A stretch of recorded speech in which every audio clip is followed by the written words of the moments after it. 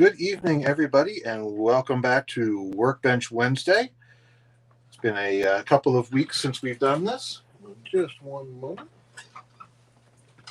Give me 1 second.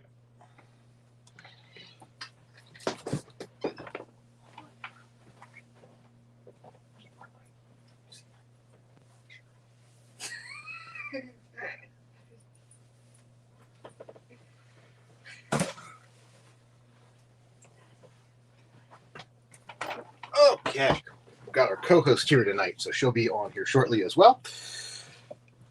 And let's get started. Thank you all for those who have joined in. Hopefully, we're hearing everybody, seeing everybody on there. All right. Tonight's topic is going to be back to the modeling bench a little bit here. We will be doing some sidewalks, and this is going to be a simple technique. I'll actually cover a couple of different techniques of doing it, but we'll focus on one in particular that works really well, inexpensive, and very easy to do. So thank you for joining in.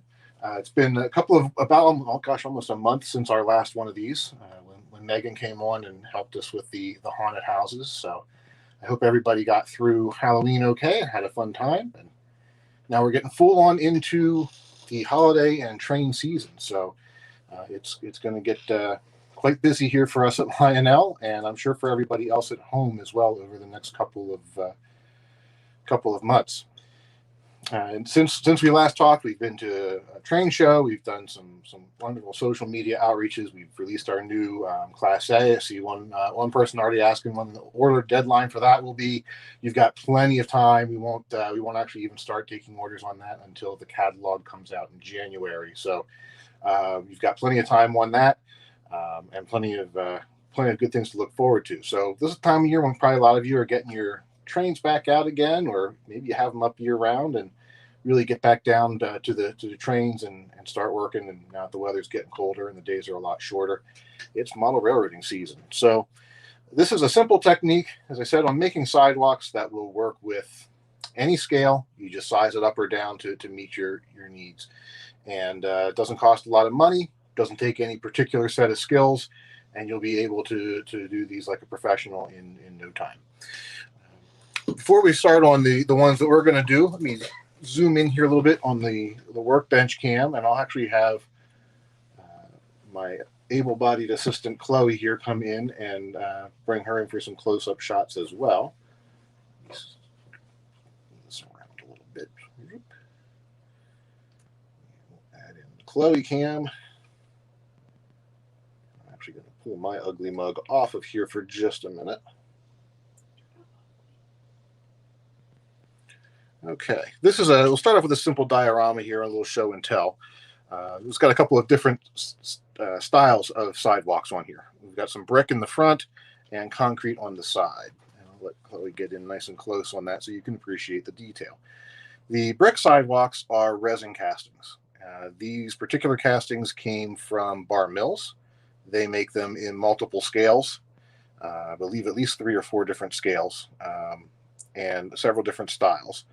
If you're going to do something as elaborate as carved brick, the techniques we're going to do tonight absolutely will work. It'll just take a lot of time for you. If you want them a lot faster than that, you can buy these as resin castings, paint them up and glue them on, and you're good to go. For the sidewalk on the side of the building, bring it into the light here a little bit, I wanted a more traditional concrete sidewalk. And this is made from a specialty material put out by a company called AK and AK Interactives, and this is a Terrains concrete. This is more of a like a paste material, and AK does a lot of specialty scenery and painting products, particularly geared towards the military modeling community. So somewhat of usually working in larger scales than even 1:48, certainly more than HO or S gauge. So the texture is a little bit heavier in this. You can see in the lid especially. It has a nice porous, sort of rough, gritty concrete texture already ready to go on it. Depending on your scale, this might be exactly the effect you're looking for, or it may be a little bit too coarse, depending on what you like. To my eye, it's a little coarse for HO. For concrete, it would work really nicely for some rougher asphalt. And you can very easily paint this, stain it, dye it, brush it with dry colors, change the color of it any which way you like. Once it's dry, it's very easy to work with. It already dries sort of a newer gray concrete color, but concrete ages and changes color. So an easy product to use. You spread it on much like you would spread on some spackling, a paste, or anything of that nature. So this is one option, and it's not cheap, and it's not always easy to find. You can get it online. A little tub like this, I think this ran around $15 or $20 maybe. So it's not cheap, but it is good stuff, and a tub like this will last you for a long, long time. You'll get a lot of use out of this. Certainly more than just a little sidewalk I did here, but it was a good experiment. The technique we're going to use tonight doesn't require anything even that complicated. We're going to use some pink insulation foam, the type that you can get at any home supply store. You find this in pink, blue, variety of different colors. What I like about this particular style of foam is it's very dense. And while it has some texture to it, overall it's not like a styrofoam that's very porous. This is just a nice smoother foam. I said very easy to find. Comes in large sheets, which you can then cut down to size quickly with your utility knife or the tools that we're going to look at here shortly, a hot wire foam cutting tool. To make this into smaller manageable pieces. You can also use this to build up scenic terrain and lots of other things for your model railroad. The diorama that this is sitting on is on top of a piece of foam like this. It just makes a nice easy base to work off of. All right, I'm going to move this out of the way. Chloe, I'm going to take you out for just a minute.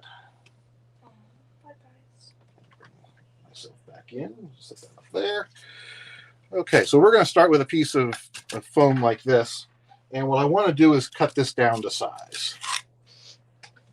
So the first thing we're going to get out is a new fun tool, and this is a hot wire saw, basically. This one comes from Hot Wire Foam Factory. There are several different manufacturers of similar tools. You can find these on Amazon. You can find them at modeling tool companies like Micromark, and others will have these. And actually, Chloe, let me bring you back in so you can show them a more broad view of this. It's a very simple tool. You've got a single wire that does all the cutting. And this works through resistance. You've got a low voltage electric current. This wire essentially acts like a resistor. With the current going through it, it gets hot, and hot, not extremely hot, not enough that you get completely worried about working around it, but hot enough to melt through these foams. We've got a scrap of foam here. To use this, what I'm going to do is plug it in. You do want to leave a tool like this unplugged and powered off when you're not using it. It'll warm up pretty quickly and be ready to go here. This little extra wire hanging down is actually a sort of like a jumper plug. And by putting this on, I'm effectively shortening the length of the wire and thereby increasing the heat down below. So it'll actually cut through a lot faster. And for doing rough cuts like this, you want that. Now, a note about safety, different foams react differently. You can cut a lot of different foams on these tools. Read the instructions. It'll tell you what to use, what not to use. And you also want to make sure that you do this in a ventilated area because some of the foams do release some fumes that are at least unpleasant and can be downright dangerous to your health. So you want to read those warning signs carefully. Typically when I do this, I'll have a window open or have the fans on just to get some air going through. Mm-hmm. But once you're set up and ready to go, I've got a stop on here to use this basically like a table saw.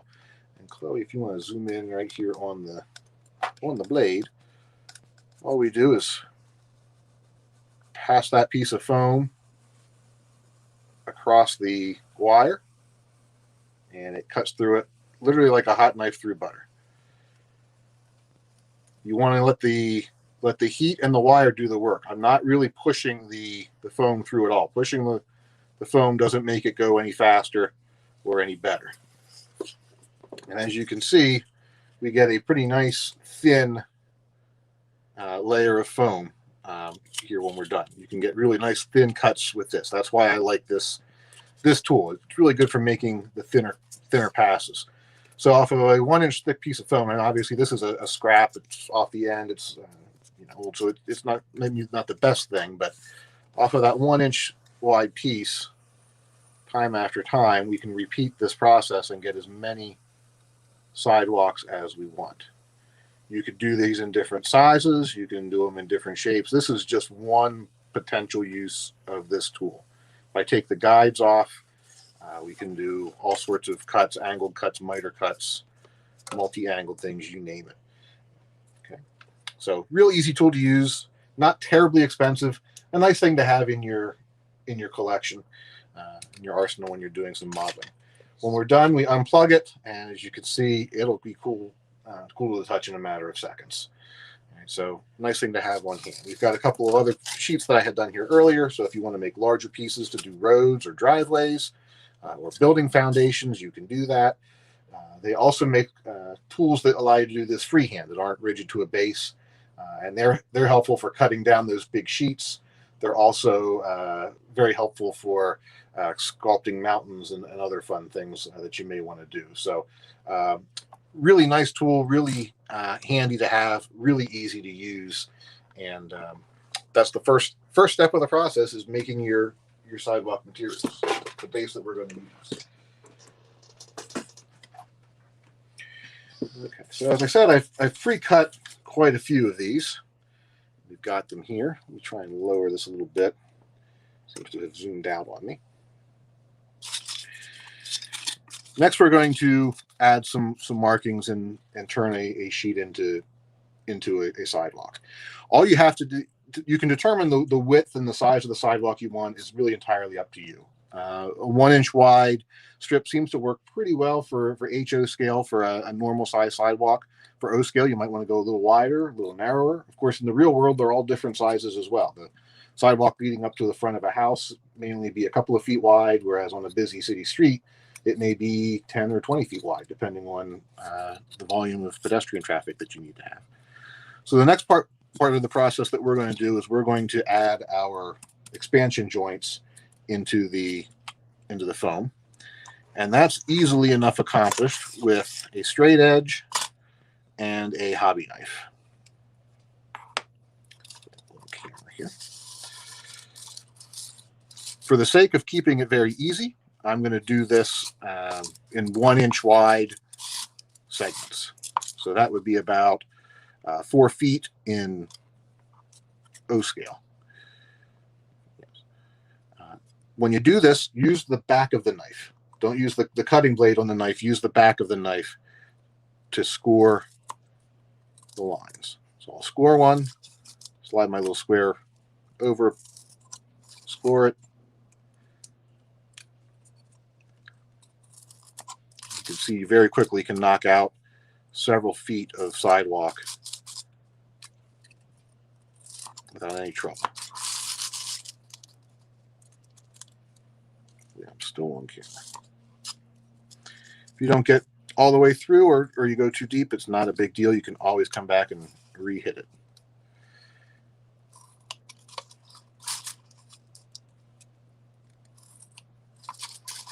Okay. Now it's starting to look like a sidewalk, albeit a very pink one. So the next thing we want to do, if you want to add some cracks and age this a little bit, again, just use the back of the blade and make your random cuts.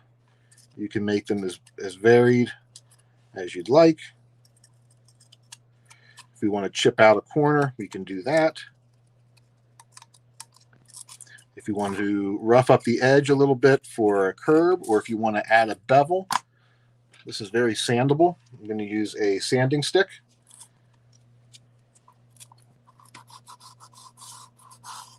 and just run along the edge.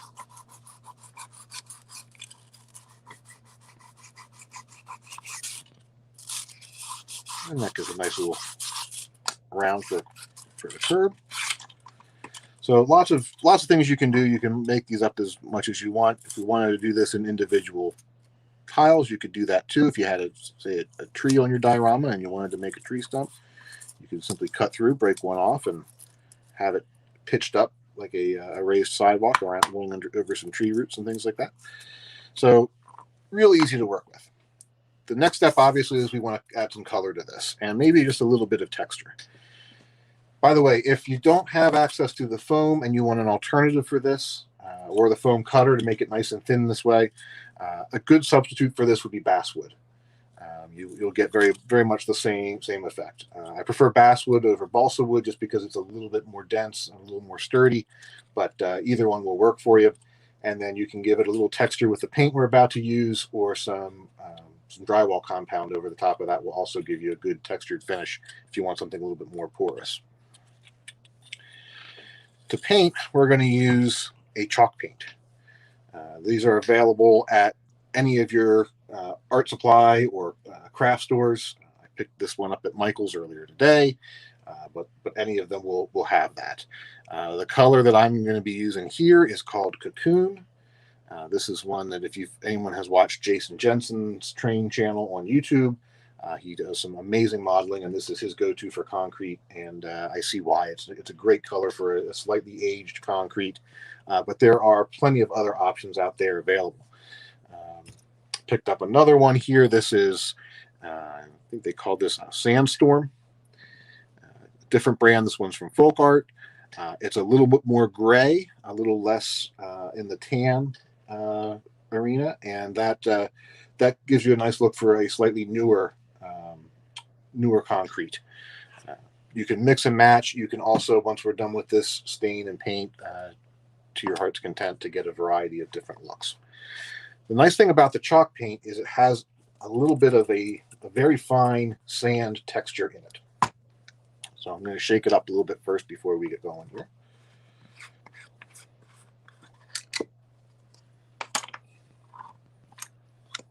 Get a brush. It is an acrylic paint, so you can clean this up with water. You're not really going to see it much here in the lid. Let me just dab a little paint on the brush. It's a fairly thick paint. You can see that. Get close to the brush, you won't see as much. And there's no hard science to this. We're just going to paint it on so that I can be a little more sloppy.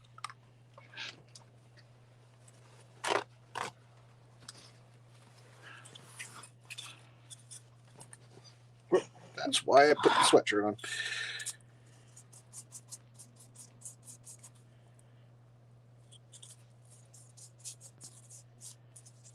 Now you'll notice I'm filling in some of the cracks a little bit. If you can get in a little closer, that'd be good. It's okay to make your marks a little deeper when you're scoring those things, because you are going to fill in a little bit here with this paint. If you fill in too much, not a big deal. We can always go back over it again later.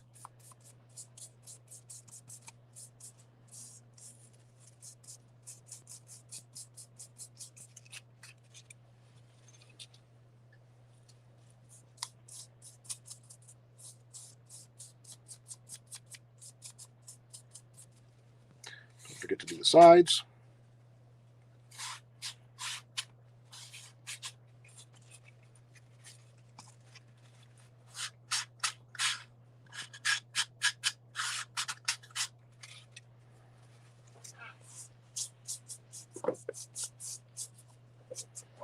And there you have it.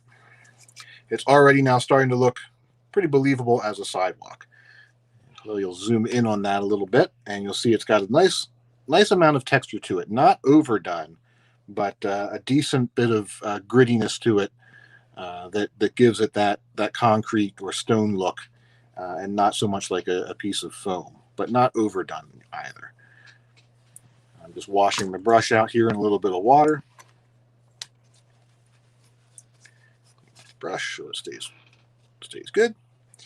And you want to let this dry before we do anything else to it, because we're going to be doing a number of washes and weathering to this, and a lot of those will interact with the acrylic paint. So you want to make sure this is really dried, or if possible, you can even seal it with a flat finish of some sorts. But I like to prefer to let it dry because also some of those spray finishes, again, on the foam can have some bad reactions and will melt all of your work. I went ahead and pre-painted a few of these earlier on. So here we have one that's been drying now for, about an hour or so at least. You could probably give it a second coat if you wanted to, but hopefully, Chloe, you can see on there. Let me get it back in the light. You see that it does have that little bit of a fine texture to it. Where the foam gets a little bit more rough, it even works out better. You can still pick out a little bit of pink maybe in some of these cracks where I didn't rub it in too hard, but we'll be fixing that here very shortly. If it's really, really dry, you can add some shadows and depth the same way we've done with some of our other castings in the past, using one of my favorites, the Inkahol wash. This is a 90% alcohol mixed with a few drops of black India ink, and you can mix it as dark or as light as you like. Very easy to apply. But again, because it's alcohol based, it is going to interact with those acrylic paints. It will act as a bit of a paint thinner. So you want to make sure that this is dry. Otherwise, you'll just start mixing and removing your paint. Another one, and it's another option, and since this may not be 100% dry yet, it's a little bit safer and a little easier to control, so I'm going to go with that for tonight. I also don't think I've shown this as frequently in the past, and that is we're just going to do a simple acrylic wash. And to do that, we're going to use some cheap craft paints. I still have some in here. Good. We're going to use a basic black paint. Any black acrylic paint will do. And we're going to spoon in some water here to thin that down. The fact that the water is sort of concrete colored does not matter. I always keep a small thing of dirty water for cleaning brushes on the paint on the workbench, and it comes in quite handy. As you can see here, we just mix in a little bit with that black. We get it nice and dark in no time. Now, there are two ways we could do this. We could spread this over the entire sidewalk, or we can try and concentrate it only in the cracks and crevices. If I go over the whole panel, you'll get a nice aged effect over everything. And this is fairly easy to do, obviously.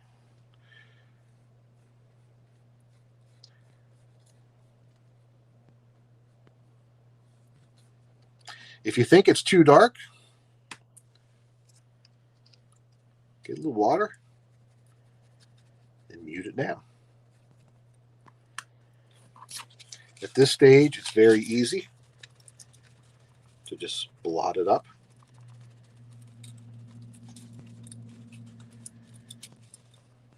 With a paper towel and tone down that color as much as you like. If we want to go a little bit more concentrated, you apply the paint to the brush and then go right to the edge. Too much paint there. Some more water. And then the capillary action will help pull everything through. Or at least it should.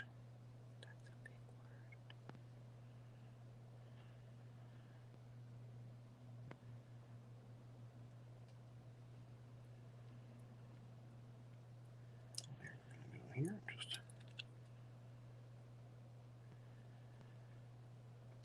draw it in there and allow the paint to sort of stay in the crevices while the top surfaces stay clean. So sometimes help it out a little bit by putting some water where you want it to go. And then we touch the tone to it and it pulls it right through. Typically, when you do this, it's going to look a little darker while it's wet than it will when it eventually dries out. Hopefully you're seeing that show up very well.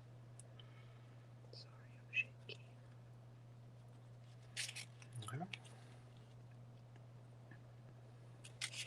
And that's the easy way to add some depth and character to your sidewalks. Not terribly difficult yet, right?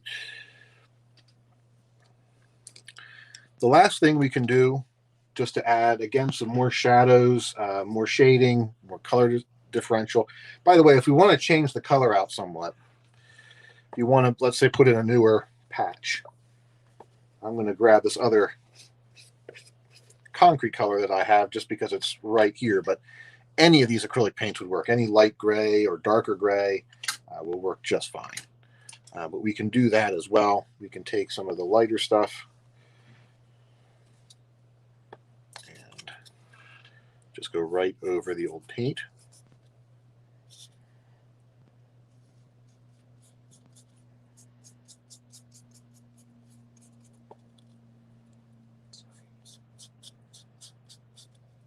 And you see here very quickly, I get some variation in my shading.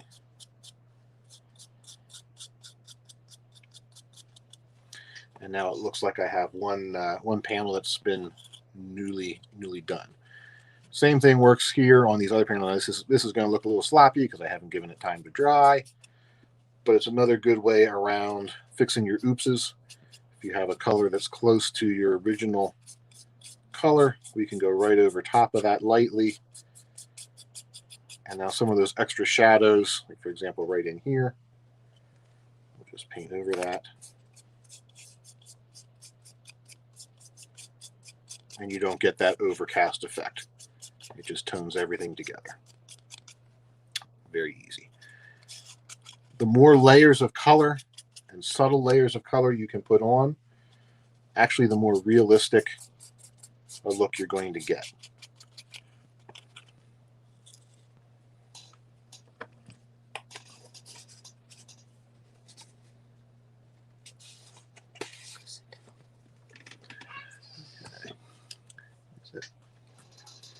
All right, let me take Chloe out for 1 second here.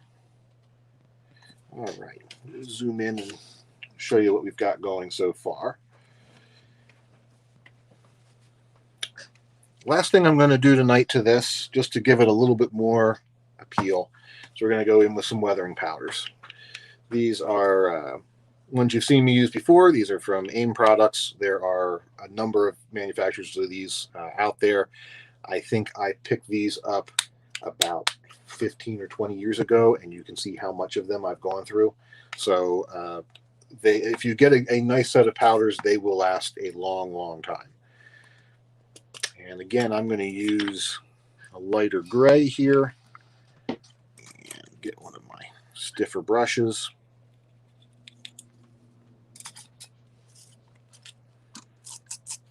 Which has been in the black too much. That's the problem with using a black powder. Once it's on there, a little bit of it goes a long way. Apparently I use that in black also. But the nice thing about powders, they're very forgiving. We can wipe those off.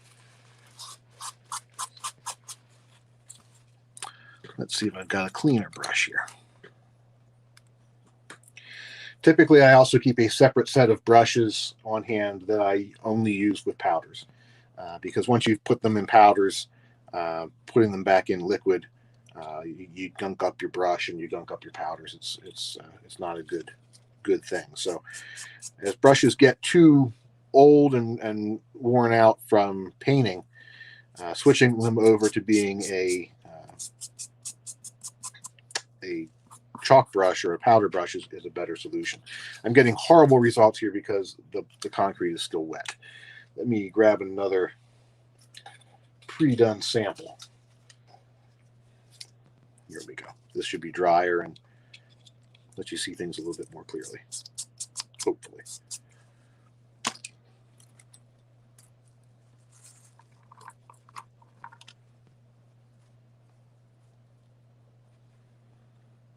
Try a different color.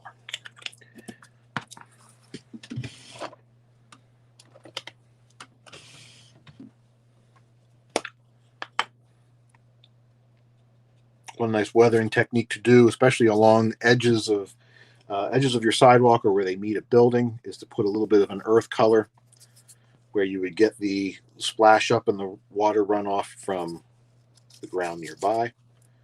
So we'll do this to put a little bit of a dirt edge on the side here. And you can see how easily this stuff takes the powders. Actually, a very little bit goes a very long way on this chalk paint. You just really want the most subtle effects you can get. If it's overdone to your liking, a slightly damp paper towel will easily take most of that off. And you can go back to square one. If you really screw it up, get some more paint, start all over again. But you make enough of these strips to practice on, and it won't be long before you know what you're doing, and have fun. All right. Another thing that could be done on this as well, I don't know if I have any handy, as I'm thinking through sidewalks, if you want to put some weeds in those cracks, a little bit of fine ground foam will work very well. What I would do is actually, while the paint's still a little damp, is just rub some of that in there, and then once it dries, brush the rest off, and you'll get a nice weeded pattern in the cracks. Mm-hmm. Chloe to the rescue here. I think she has found my green foam. Oh no, not that stuff. Okay, so that's sidewalks in a flash. As you can see, it doesn't take too long to master these skills. They work great in any scale. You just size up or size down depending on how big you need, and you could turn out a bunch of these in no time without a whole lot of thought. Let me scroll over some of the questions that we've gotten in, because I didn't take too much time to go over that. Let's see here. Kevin asked if we could do a video on basic maintenance. Put that up there, and solving common issues. It's a good one. About a month and a half ago or so, the first one we did in season 2 of this, we did a show on doing on checking wheels and couplers and updating your rolling stock for good operation.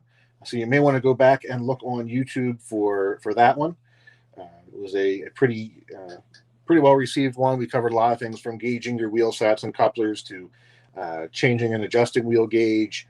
I think we covered adding proper weight to rolling stock there as well. And we'll definitely hit some other techniques as we go forward on care and feeding of your track and smoke units and things like that as well. So lots of things that we can cover in that regards as we get into the season. So if anybody has any other topics for this show that you'd like to see done, please let us know in the comments. I'd love for this to be as much about what you guys want to see more than what I want to talk about from week to week. So it's my pleasure to give you the information that you're looking for. This is a pretty good one. If you connected a legacy steam engine to a different tender, would it work with that engine sounds? Would it hurt the motherboard? Would it rip it open a hole? No, you won't. You won't be magically transported into Lionelville, so you don't have to worry about that. There are some concerns if you're doing that between different eras of tenders, because we have changed some circuits, and we've changed the drawbars, for example, between the TMCC years and then early legacy years and modern legacy timeframes. So typically, I don't recommend that. The board that controls the sound in today's legacy locomotives is the same board that controls the motor control and light functions and everything else. So actually swapping out tenders isn't going to change anything sound-wise, other than perhaps if you're putting on a tender with larger speakers or a larger sound chamber in particular, because most of them use very similar sized speakers, you might get a slightly different sound that way, but you're not going to get different sound files by doing that, and you're not, like I said, in most cases, you shouldn't have any risk of hurting the motherboard. The same is true, by the way, on our Lion Chief and Lion Chief Plus locomotives. The electronics are all on one board. The speakers in the tender, but that's about it. There are some variations there, though, too. Particularly early on, there were some locomotives that were wired differently, so wire leads would be crossed. So again, don't highly recommend you do it. You're not really going to get anything different out of it, but we don't usually recommend on the Lion Chief or Lion Chief Plus line that you change tenders around for different sounds or for just a different look. Okay, but good question. Joe keeps asking for a Vision Line Burke. Joe, you've seen what our next Vision Line engine is. I've got the next several years of Vision Line locomotives planned out and in process. So you might be waiting a little while on the Vision Line Burke, but you'll definitely get Burks a lot sooner with still great legacy features and sounds. That much I can promise you. But I admire your tenacity on this in all of our posts. So I figured it was time to give you a shout out, at least for that, Joe. Thank you very much to everyone who's joining in tonight. Again, if you have any more comments or questions or things you'd like to see on this program, by all means, please let us know, and we'll get them on the docket. Should be back in a couple of weeks. I think that puts us right before Thanksgiving. So we'll see if we're on that Wednesday or not. But I don't have a calendar in front of me to confirm that. So, but we've got quite a few other social media posts planned and things coming up. Demos with Dave. I'm sure we'll do another Ryan and Dave show at some point. We're getting into that time of year when we're just running around like crazy trying to get trains in and out the door. So it will be great. Harry's asking for a segment on adding details to steam engine, like the plate between the tender and the engine, the drop plate, and upgrading engineers and firemen. It's a great one, Harry. Super detailing steam and diesel locomotives, rolling stock in any scale is another fun hobby within the hobby. So definitely one we can look at here for the near future of things to do. And one of these sessions, we're going to get Harry on here as a guest star because he's quite the talented modeler himself. So definitely one worth looking for down the road. So sounds like a good topic for me to start prepping up for. All right, with that, I'm going to wrap things up for the night so you all can get on to other holiday fun, and we will see you again soon. Until next time, everybody, have fun modeling, stay safe and well, and look forward to seeing you down the track.